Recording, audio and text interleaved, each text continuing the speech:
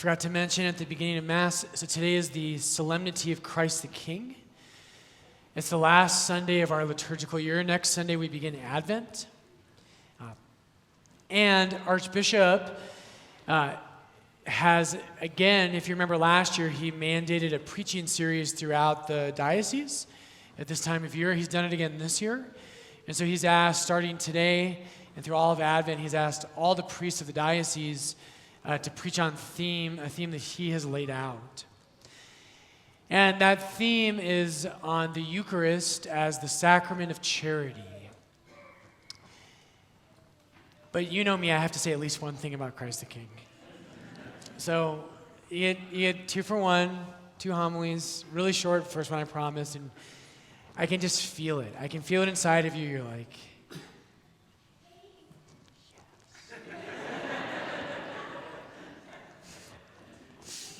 really briefly, I want to say one quick thing. So Origen in the 3rd century, when he talks about the kingdom of God, one of the things he says is that you pray the Our Father every day.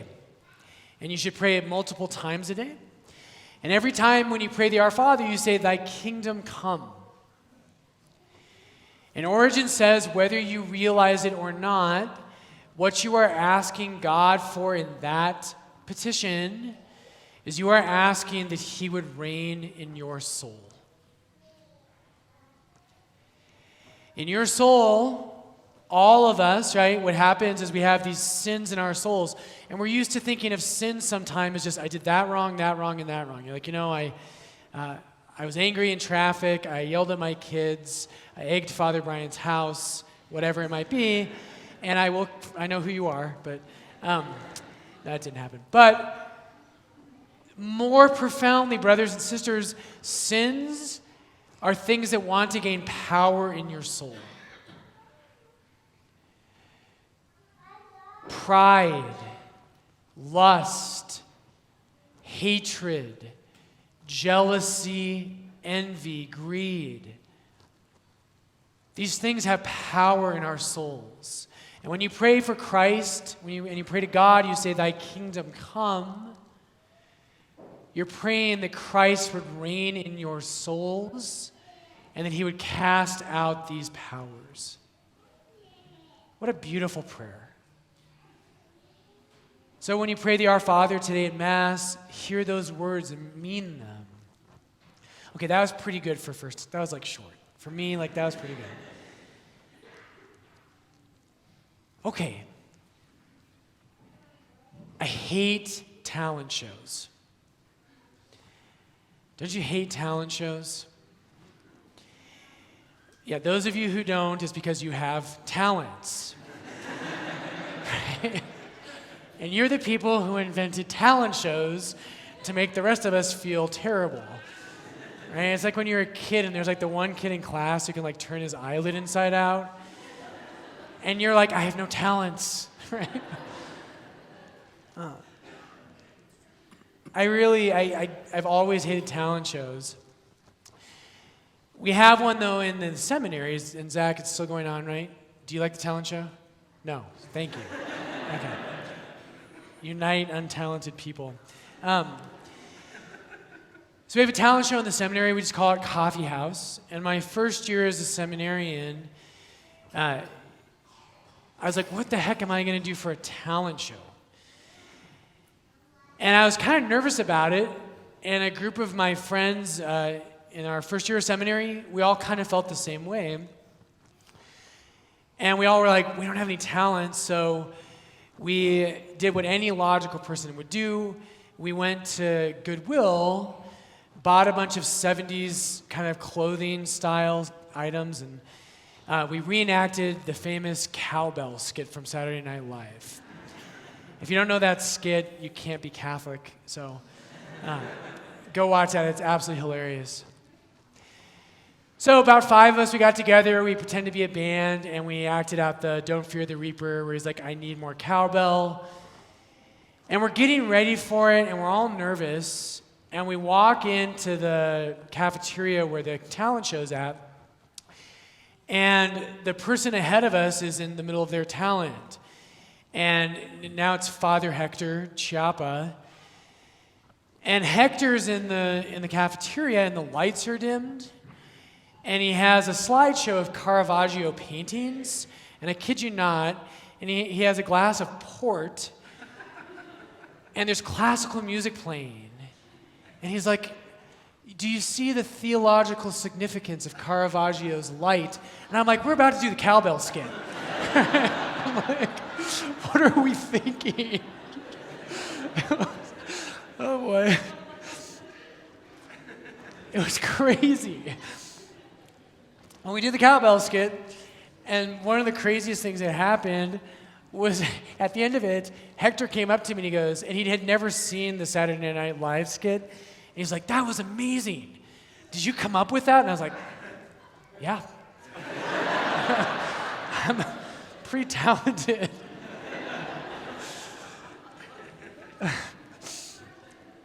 After the last Mass, someone said, how on earth is Father Brian going to tie cowbell to the Eucharist? Here we go. For a lot of us, so why are the bishops doing this? Why are we having this Eucharistic, and why is Archbishop doing this? The bishops right now are having this Eucharistic revival. So in 2.5 years, the bishops are having a national congress in Indianapolis, and to bring us together to be more devoted and united in the Eucharist. And why are they doing this? Well, a couple of reasons. One reason is because we've got a lot of division in the church. There's a lot of division and wounds in the church right now. And the Eucharist, we're going to talk about this in the coming weeks, the Eucharist is what creates the church. The Eucharist is not one aspect of the church. The Eucharist creates the church. The other reason is, and we've all heard this, haven't we, that there's lots of Catholics that don't believe in the true presence of Jesus in the Eucharist. They have a hard time. Maybe you're one of them. Maybe you have a hard time saying, Jesus, I love you, but I don't understand. Is that really you present under the outward forms of bread and wine? Is it really your body and blood, soul and divinity? And when I thought about that, for years in my life, one of the reasons I struggled to believe in the Eucharist was because I didn't understand why God would do that. It just seemed strange to me, and very honestly, what it felt like was just kind of like Jesus showing off a weird miracle. It's kind of like a talent. Right? Jesus is like, hey, check out what I can do, guys. I can turn that piece of bread into my flesh. And for years I was kind of like, Lord, I love you. That's really weird. But okay, if you say so. All right. And I would struggle. I would go to adoration, and I'd be at Mass, and I remember sitting and kneeling. Maybe you've done this. And I would sit in the pews, and I would say, Jesus, is that really you? And today what I want to do is very simple. So Archbishop Aquila has named the theme for this Christ the King Sunday and for Advent as the Eucharist as the sacrament of charity. The sacrament of charity. And today what I want to do is I want to help you understand, what is God doing in the Eucharist? Why did Jesus do this? Why would he give us his flesh and blood under the symbols of bread and wine? Why would he do that? So St. Thomas Aquinas defines charity as friendship with God. Aquinas defines charity as friendship with God. I was reading him this week, walking through that and talking about this. Every one of you in this church, myself included, we want friendship so badly, don't we? And it turns out that friendship is hard for us. Friendship is easier for children, actually. For adults, friendship is a little harder. There's a meme on the internet that's been really popular the last couple of years. And it's all over t-shirts, and you can get, different things that have this on, bumper stickers. And it says that actually the biggest miracle Jesus ever performed was having 12 close friends in his 30s. Right? And if you're not laughing, you haven't turned 30 yet, or you're too old to remember your 30s. Right? It's one of those two. Friendship as adults is actually really hard. I looked up some studies on this that have been done recently. It turns out that you and I, are particularly bad at adult friendships, and especially with other men. In our time, men struggle to make friendships with that. Women do too, but there's something about us as men that we struggle with it. There's a study done in 1990 that asked men how many close friends that they would say they had. In 1990, 55% of men reported that they had at least 6 close friends. That was 1990s, 55%. If you jump to 2021, they asked the same question. And if you ask how many men in 2021 would report that they had at least 6 close friends, that number was down to 27%. 1 in 5 single men report that they do not have any close friends. Think about that. 20% of single men report that they do not have any close friends.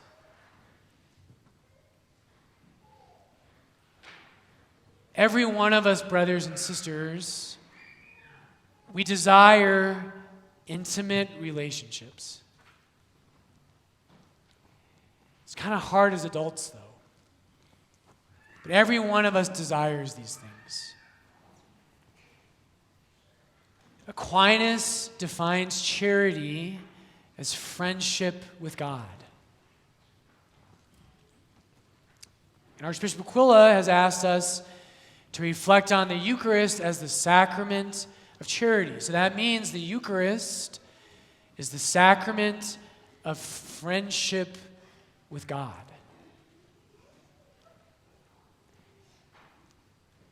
And so today I want to just do something very simple with you. I want to talk about 2 things that are necessary for friendship, according to both Aristotle and St. Thomas, but they're very straightforward, they're very simple. And I want to show you how what God's doing in the Eucharist, brothers and sisters, He's not showing you a strange talent. He's not performing kind of a showy miracle. He's not testing you to see if you have faith. What He's doing in the Eucharist is He's creating deep friendship with you. So St. Thomas says there are a number of things you have to have for a friendship. One of them, though, is you have to have affection. Friendships involve love, and it means you love another person. And I thought this was so ironic. I pulled out my Summa Theologiae, which is St. Thomas's most famous work. And I pulled out one of the volumes, and I went to the section on charity, and when I opened it, a little old bookmark I had fell out. I've got it here. Here it is. And I don't know what it's from. It's actually a postcard someone sent me. And this fell out yesterday. And it was so providential.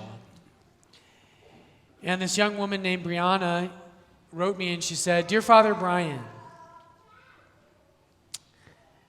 I just wanted to take a moment and thank you for your yes, for the gift of your priesthood. You don't know me personally, but I have received the sacrament of reconciliation from you a number of times." And she went on and flattered my ego, and I'll spare you that. But here's the first point. So she wrote me this when she was leaving town. Brianna and I, though, are not friends. And the reason why is because, as she said in her note, I don't know her personally. To have a friendship does not just mean affection, it means mutual affection. This is why you can't have a friendship with beer. You can't have a friendship with a celebrity that you don't know. Friendship is mutual affection. Today, when you receive communion, you receive the greatest affirmation you will ever receive for all of eternity. If you don't know this, come to my RCIA class one year. If you don't know this, what the Catholic Church has taught for 2,000 years is that when you come to Mass, every time you come to Mass and you worship God, right? Sunday is the day of worship. Every time when you come to Mass, you are mystically present at the crucifixion of Jesus Christ. Right? To worship God, oftentimes we think, I feel like I worship God when I am in a good place and I know that I'm loved, and one of my favorite songs come on, and I've read Scripture, and that's all good. And you should do those things. But brothers and sisters, that is worship. Mount Calvary is worship, where Jesus gave perfect love, perfect worship completely to the Father. And the Catholic Church teaches that every time you come to Mass, you and I are mystically drawn in to the moment where Christ offered himself to the Father. And Jesus interpreted his own death. He helps us to understand what his death was about, and he did that at the Last Supper. At the Last Supper, and we don't have time for this today, again, come to my class sometime for this. Jesus interprets his death at the Last Supper, and you've heard the words a million times. At the Last Supper, Jesus takes a piece of bread, he tells us and identifies it as his body. He breaks it, right? The symbol of the breaking of his body, which happened there. And he says, "Take this, all of you, and eat of it, for this is my body, which will be given up," and here's the key words for today, it will be given up for you.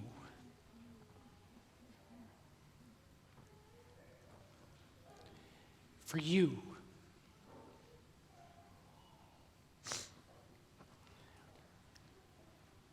Jesus' death is for you.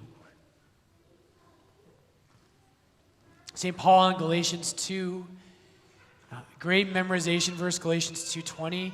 At the end of Galatians 2:20, Paul says that what happened on the cross, he says, the Son of God loved me, and he gave himself for me.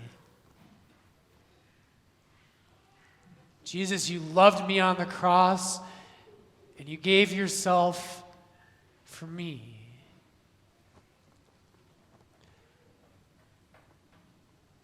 Friendship involves love. But, as St. Thomas says, it has to be mutual. The Eucharist, brothers and sisters, is the sacrament of charity because God, first of all, you will never receive a greater affirmation of love for you.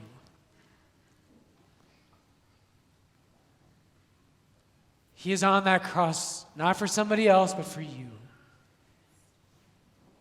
And what that should do today at Mass And every time we go, it should invite us and it should evoke within us a deep response.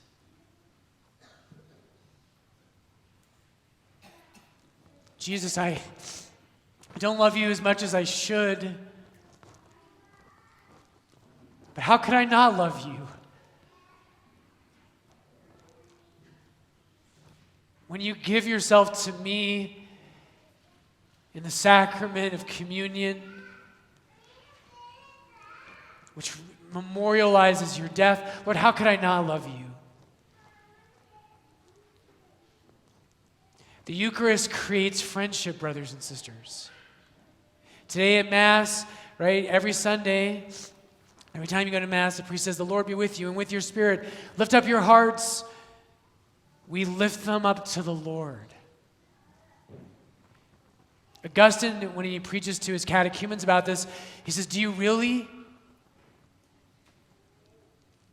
Or do you just say the words? Friendship is a relationship of mutual affection.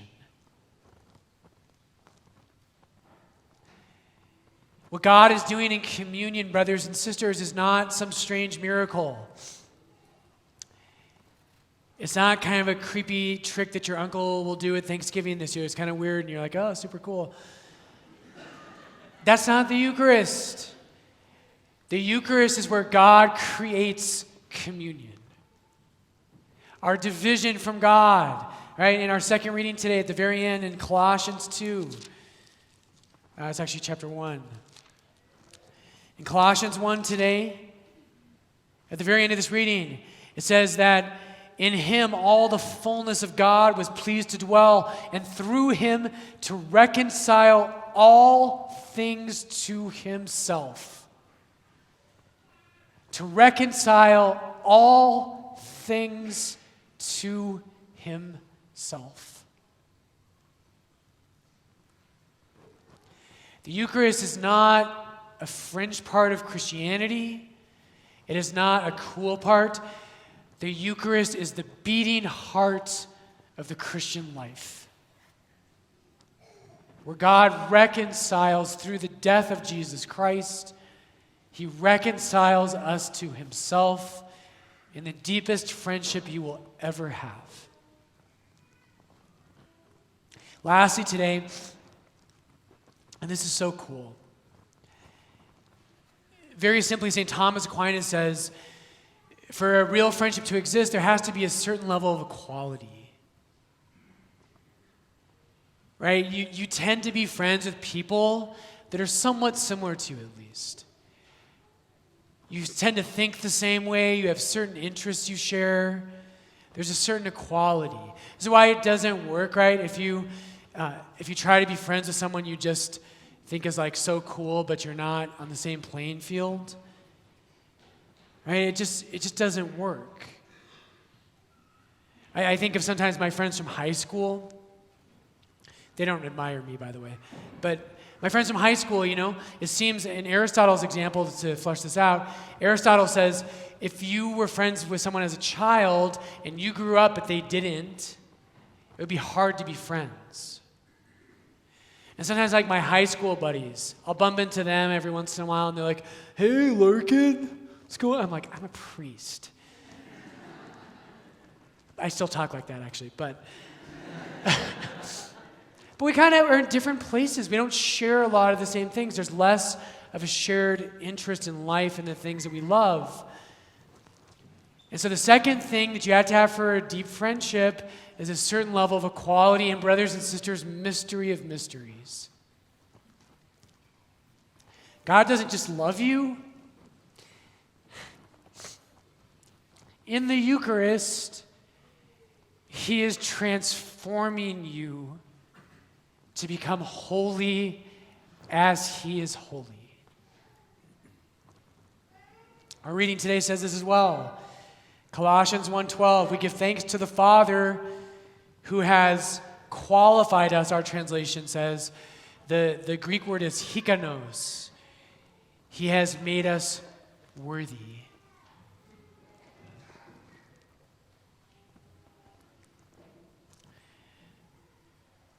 Christianity is not about, I committed these sins, I check the boxes, I try to avoid them in the future.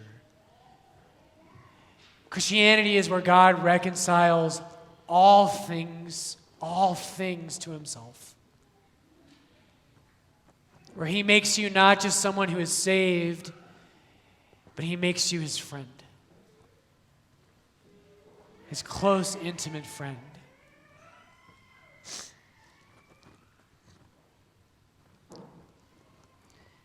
Lord, I am not worthy that you should enter under my roof,